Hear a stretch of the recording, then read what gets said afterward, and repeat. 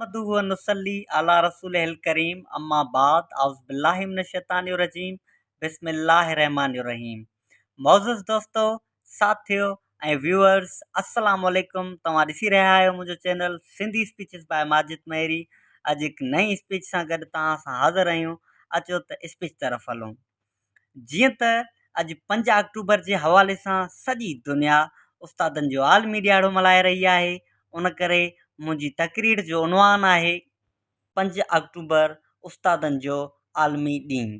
प्यारा दोस्तो, आउं पंहिंजी तकरीर जो आगाज़ हिन शेर सां कंदुसि। भल सारी काइनात जो महवर हुजां हा मां, तोसां न मिलां हा त गदागर हुजां हा मां।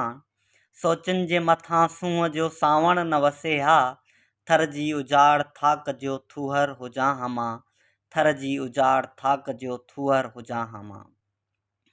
मोहतरम दोस्तों ऐं साथियों, उस्ताद जी अज़मत, उस्ताद जी अहमियत, उस्ताद जी इज़्ज़त, उस्ताद जो मान, उस्ताद जो मर्तबो, उस्ताद जो मक़ाम ऐं उस्ताद जो शान ख़ुदि ख़ुदा ताला अहिड़ो त आलीशान ऐं आला बनायो आहे जो को बि उस्ताद खां सवाइ कामयाबी जा पंध पूरा करे नथो सघे। तंहिं करे उर्दू ज़बान जे हिकु शाइर फरमायो आहे त उस्ताद की अज़मत को तराजू में न तोलो, उस्ताद की अज़मत को तराजू में न तोलो, उस्ताद तो हर दौर में अनमोल रहा है, उस्ताद तो हर दौर में अनमोल रहा है। मौजूद व्यूअर्स, उस्ताद जॾहिं पंहिंजी महारत ऐं महिनत सां पंहिंजे अंदर मां मोतियुनि जहिड़ा मुशाहिदा ऐं तजर्बा शागिर्दनि अॻियां पेश कंदो आहे त बेशऊर बाशऊर बणिजी पवंदा आहिनि, जाहिल आलम थी पवंदा आहिनि ऐं सुतल सुजाग थी पवंदा आहिनि। अंधनि खे नूर मिली पवंदो आहे ऐं बदकिरदार बाकिरदार बणिजी पवंदा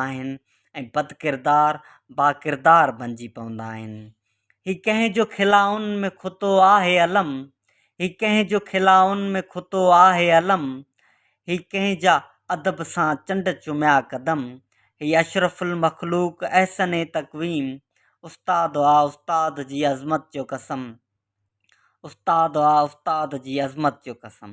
दोस्तों ऐं साथियों, उस्ताद जॾहिं कारे बोर्ड ते अछा अखर लिखंदो आहे, जॾहिं काठ जी पटी ते प्यार सां अल्फ़ाबेट उतारींदो आहे, जॾहिं किताब जा वर्क कंहिं कोरे वजूद में तब्दील कंदो आहे, जॾहिं ठोट ऐं सुकल ज़हननि जी आबियारी कंदो आहे त हर मन मुनवर थी पवंदो आहे ऐं शऊर जूं लाटूं जहालतीअ धुएं खे उॾाए छॾींदियूं आहिनि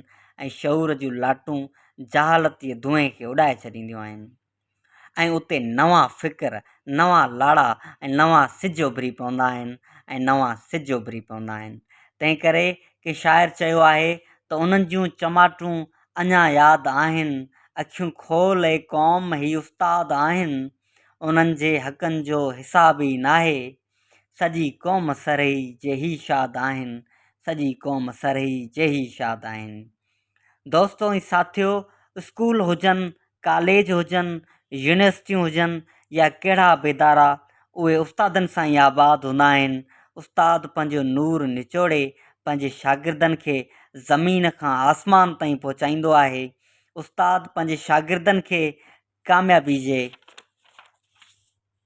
कामयाबी जे किनारे ते पहुचाइण लाइ जेका मनसूबाबंदी ऐं महिनत कंदो आहे, सा शागिर्दनि खे बादशाह बनाए छॾींदी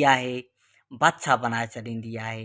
आख़िर में उस्ताद बुखारी जी हिननि सिटुनि सां तकरीर ख़तमु कंदुसि। मां बि जे ॿियनि वांगुरु अखियूं ॿूटे सुम्हां, मां बि जे ॿियनि वांगुरु अखियूं ॿूटे सुम्हां, राति जे तारनि खे तड़पाईंदो केरु, मां बि जे मदहोश थी लेटी पवां, पिरह जा पैगाम पहुचाईंदो केरु। ख़ुदाफ़िज़ दोस्तो, तव्हां ॾिसी रहिया आहियो मुंहिंजो channel Sindhi speeches by Majid मेहरी। चैनल खे सब्सक्राइब करणु, वीडियो खे लाइक करणु ऐं कमेंट करणु न विसारिजो ऐं कमेंट बॉक्स में नेक्स्ट वीडियो लाइ टॉपिक पिणु सजेस्ट कजो। तव्हांजो पंहिंजो माजिद अली मेहरी। Thank U. ख़ुदाफ़िज़ दोस्तो। जिए सिंध, जिए लतीफ़, हक़ मौजूद, सदा मौजूद।